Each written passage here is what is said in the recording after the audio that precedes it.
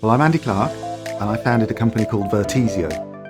And over the years, I've been a technical consultant and a technical architect for Fortune 500 organizations. There's two aspects that an organization really has to think about when bringing in new consultants or when trying to figure out what they're going to do with Salesforce. First is, where do we want to get to? What's our plan? What does it look like over the next 5 to 10 months, next couple of years? And then to get there, what have we got today?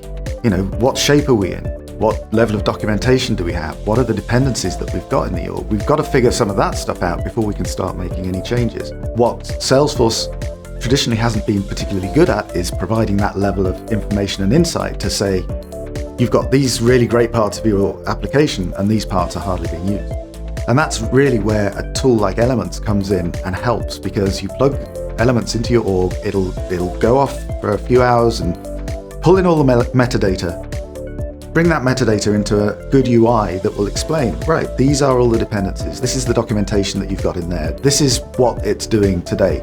And based on that, you can make some really good decisions about what we need to do to get from here to here in the future. If you go into an org and you make some assumptions and you don't take the time to really understand what's there today, you are going to make mistakes. You are going to slow down the project. You are not going to get to the successful outcomes that you want without maybe a lot of pain and a lot of rework. I think a tool like Elements actually starts to bring back a lot of that domain knowledge that can help fill those gaps so that you can start seeing how things are done. There's a very good user interface within Elements itself.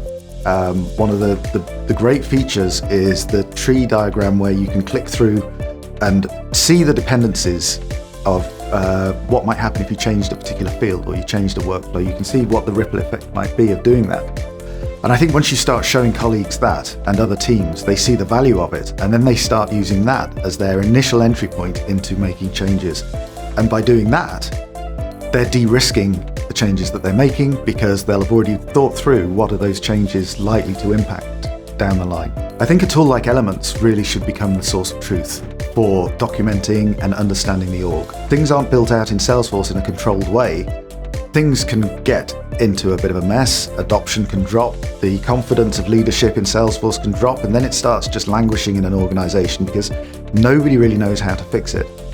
And the team at Elements realize this. The tool that they provide really helps to understand what's going on in the org today. My own company and my vision is that we build a good bedrock by analyzing what we've got with Elements. We take that and we just inspire Salesforce greatness for every organization.